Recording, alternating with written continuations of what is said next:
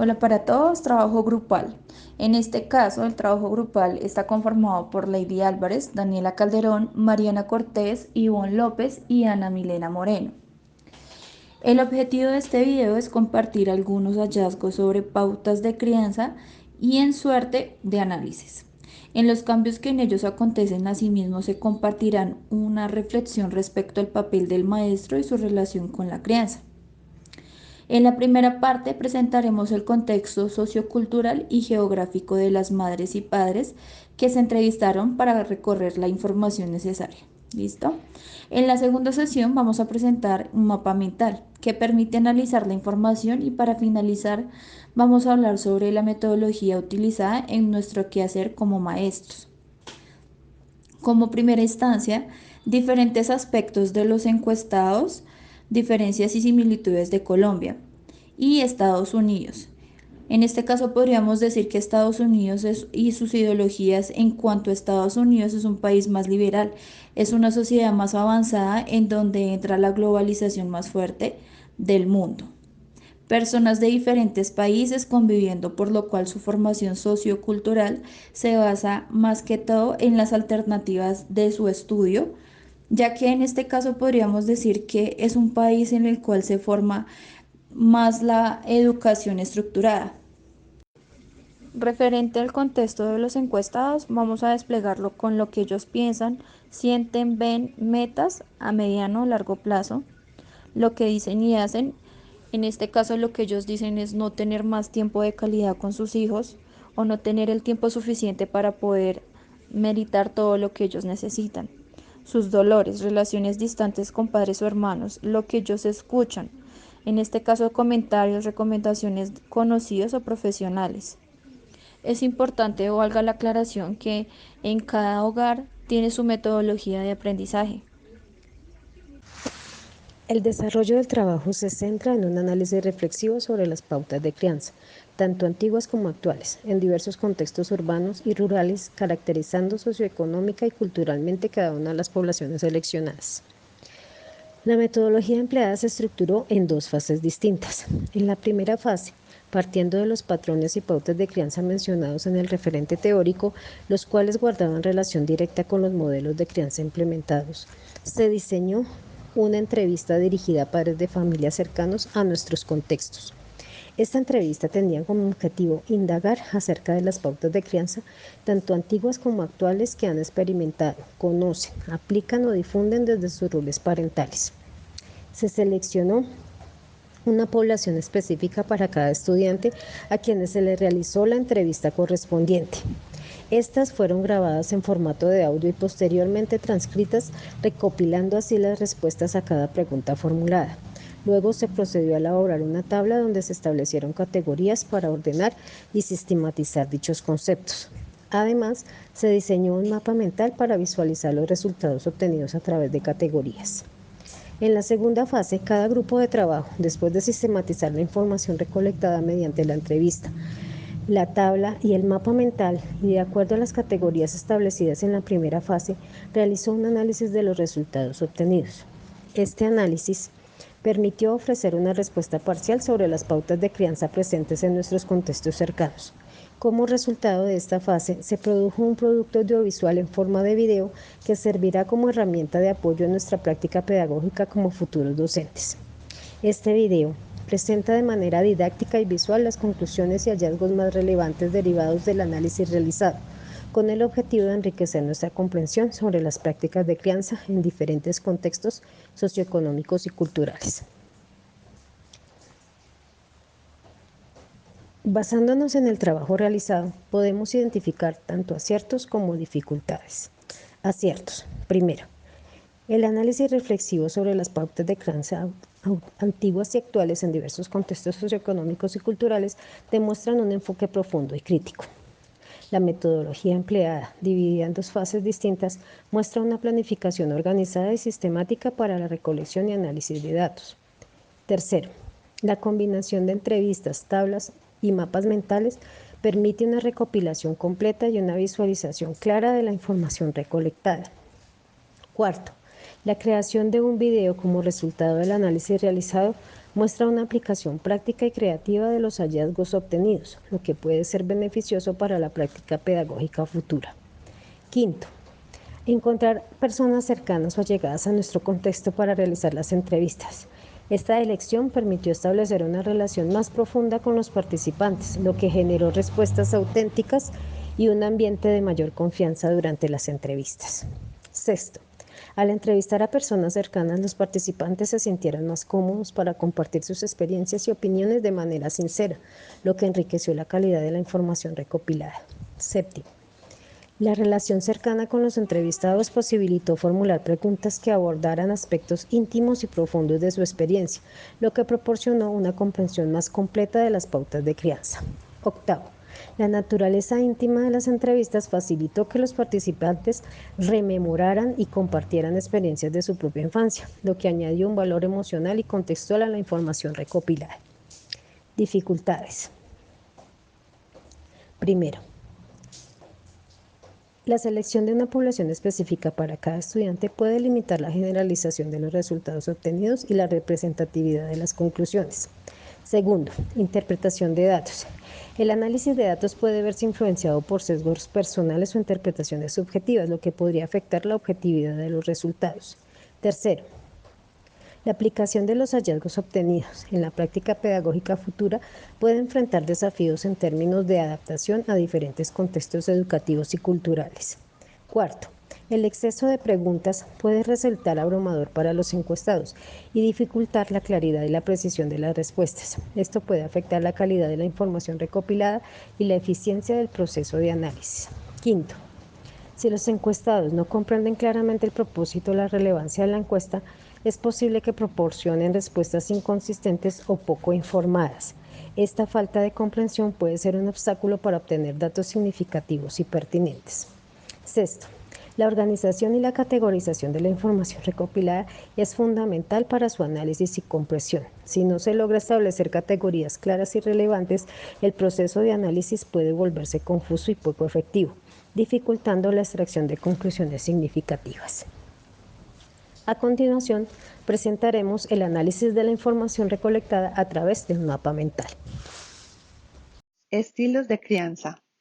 A partir de la interacción de padres e hijos quedan definidos 4 estilos básicos de crianza que se clasifican en autoritario, permisivo, negligente y democrático. Los 3 primeros hacen alusión al desequilibrio, disfuncionalidad, crítica, rechazo y castigo. El democrático es el más recomendado, dado que fomenta una conducta adaptativa a nivel social. Los estilos de crianza describen los modos como los padres reaccionan y responden a las emociones de sus niños, por lo cual es fundamental para su desarrollo. Primero tenemos el autoritario, que tiene altos niveles de exigencia y bajos niveles de afecto. Los padres son inflexibles, exigentes y severos cuando se trata de controlar el comportamiento. El permisivo, bajos niveles de exigencia y altos niveles de afecto. Estos padres son cariñosos y comprensivos, pero no establecen límites claros en la educación de sus hijos. El negligente, bajos niveles de exigencia y de afecto. Son padres ausentes, indiferentes o poco accesibles. Y por último, el más importante es el democrático. Altos niveles de exigencia y de afecto. Los padres son cariñosos y ofrecen su apoyo al niño, pero al mismo tiempo establecen límites firmes para sus hijos. Los niños son seguros y confiados, autónomos, curiosos y empáticos. Teniendo en cuenta la descripción anterior sobre el método que utilizamos para recopilar la información, vemos que las pautas de crianza están directamente relacionadas con las relaciones de poder. Y para representar esto, para estudiar esto, vamos a centrarnos en un autor, un sociólogo francés, Pierre Bourdieu, que nos dice que todo poder de violencia simbólica, o sea, todo poder que logra imponer significados e imponerlas como legítimas, disimulando las relaciones de fuerza en que se funda su propia fuerza, añade su fuerza propia, es decir, propiamente simbólica, a esas relaciones de fuerza. Y tal vez esto de violencia simbólica nos pueda sonar bastante alejado de nuestra realidad y podamos darle un carácter negativo de entrada y de rechazo. Sin embargo, inmersas en las pautas de crianza, en nuestra cotidianidad, hay tipos de violencia. Y como diría también Foucault, la violencia, el poder no se tiene, el poder se ejerce. Y para ejercerlo, pues se necesitan diversos factores como un oprimido y un opresor. En este sentido, establecimos 4 categorías para estudiar cómo se presentan estas relaciones de poder en torno a la crianza. De la primera que vamos a hablar es de la categoría de la alimentación. Podríamos pensar que esto es algo secundario en realidad si hablamos de la crianza. Sin embargo, entendemos que comemos entre 4 hasta 6 veces al día y que el comedor podía ser un lugar de encuentro familiar donde se resolvían las tensiones del día, donde se ponían en práctica los buenos modales, donde finalmente la familia se encontraba. Ahora cada vez hay más espacios privados en el hogar y cada vez hay menos charlas en torno a la mesa, en torno a la comida. También vemos que la alimentación atraviesa la cultura y que surgen mitos, por ejemplo, rodeados por esas tradiciones acerca de qué debe comer o no un infante, qué debe comer una madre lactante y cómo esto también determina relaciones familiares. Cómo se han dado también procesos migratorios a partir de la alimentación, de que tal vez en el campo había una seguridad de la comida por la cosecha, pero en la ciudad había una seguridad de trabajo. Cómo la alimentación también ha hecho que los núcleos familiares se vayan transformando y que ya no sea tan viable tener familias tan extensas porque hay muchas más bocas a las cuales alimentar. Y en este sentido la alimentación era un problema fundamental de la familia, en donde se tenían muchos hijos para poder tener también trabajadores en la finca. Ahora, menos fincas, menos campos, ciudades y apartamentos más pequeños, no necesitamos tantas bocas a las cuales alimentar. Hablamos también de un entorno de recreación, de esos momentos que podríamos llamar tal vez de ocio, de cómo antes podíamos recurrir a juegos de mesa, a tardes de fútbol en la calle, y ahora como el acceso a la tecnología nos ha dado muchos más espacios cerrados en los hogares, donde cada uno tiene un dispositivo electrónico diferente y puede concentrarse en sus propios asuntos. Y de cómo este acceso también a la tecnología nos da más información, pero también más preguntas. Y de aquí pasamos a nuestro tercer concepto, la educación. ¿Dónde se ponen entonces los límites? ¿Cómo se dan ese intercambio? Y aquí hay un punto crucial para las relaciones de poder, porque antaño veíamos normalizados los castigos físicos, incluso verbales, y ahora nos hacemos una gran pregunta sobre la conciencia, sobre las relaciones con los menores y con nosotros mismos. Sin embargo, hay una gran preocupación por parte de los padres por una palabra grande, el libertinaje. ¿Qué quiere decir? Que los muchachos se nos estén saliendo de las manos, que no podemos controlarlos, pero tampoco podemos pegarles y castigarlos. Y de fondo lo que nos muestra el mundo es una polarización, irnos a un extremo o irnos al otro, y no sabemos cómo encontrar ese punto medio para dar una educación coherente y cercana. Y como último concepto, en estas relaciones de poder tenemos la espiritualidad, en donde vemos dos corrientes. La primera, la religión, en donde vemos la obligación de los padres a los hijos por asistir a unos retos, y el moralismo, en donde el miedo juega un factor muy crucial porque existían amenazas como de portarse bien para ir al cielo o portarse mal para ir al infierno, donde estaba el diablo, el coco y un montón de figuras más que se utilizaban como mecanismos de control. Y como también señalaría Foucault, el miedo es una de las mejores formas de controlar y de vigilar a la sociedad. Y mucho más a niños con mentes modelables a lo que queremos como adultos para ellos.